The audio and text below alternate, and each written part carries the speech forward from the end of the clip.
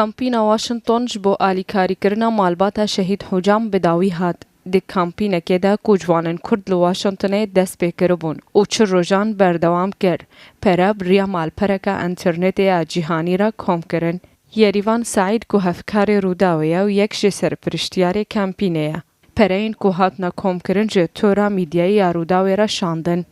بڕێرمان لە سەرەتای مانگی دووە کە دەستکەم بە ئەم کەمپەینە بۆ ماوەی 4 ڕۆژ بۆی کە بتوانین چەندێک بتوانین پارە کۆ بکەینەوە. اینجا لە هەمووی مهمتر ئەوە بوو زیاتر لە 28 وڵاتەوە تەنانەت لە ئەمریکای لاتین و ئەم شوێنانەوە خەڵک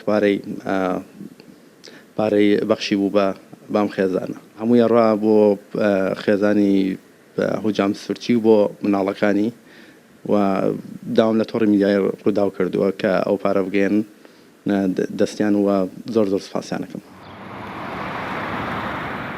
تۆرا میدیایی یا ڕووداوێژی ئالیکاریên کامپینا واشنگتنê gihandina malbata Şehîd Hucam. Hevjînawî ku hîn kirasê xemgîniyê li ber bû. Alîkarî jê destê şanda Rûdawê girtin. Ji ber ku wê nikarîbû tu gotinan li hember şandina van alîkariya bêje. Keça wê li şûna malbata xwe sipasiya kesên alîkar kir. Li Amerîka yarmetî êmey dawe Xwedê xêra û binivîsî zor sipasiya wî dikim. Hemû xêrxwazî zor li derê û li îr hemû alîkariyeman kirîne Xwedê xêra wan binivîsî. Guhertinên ku di nava malbata Şehîd Hucam de çêbûne, ew e ku kurekî wî ye ku pêşmerge bû niha tevlîhêzin asayîşê bûye. Her wiha her du zarokên wî li nexweşxaneyekê li Tirkiyê têne derman kirin. لەبەر وەزعی خوشک و بەرای خۆم وازم لە پێشمەرگایدن هاتم بوومە ئاسایش لەبەر خوشک و بەرای خۆم دەمەوەی چام لە خوشک و بەراکانم بێت. Hucam yazda zarok li pey xwe hiştin. Çar ciwan dixwînin û soz didin ku ew ê hêviyên bavê xwe zindî bihêlin. Bavê min gelek hezek kir ez bixwînim ez li xwînî nagerim. Zor spasiya wî. Dixwaze bibe çi di pêşa rojê de?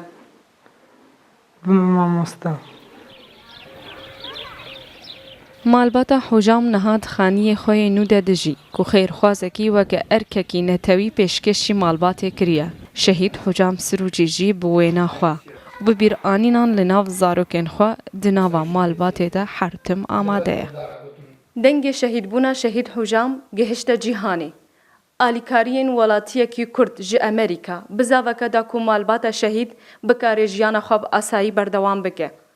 û dibe ku rêl pêşiya gelek xêrxwazê din veke da ku alîkariyê Şehîdê din yê Kurdistanê bikin.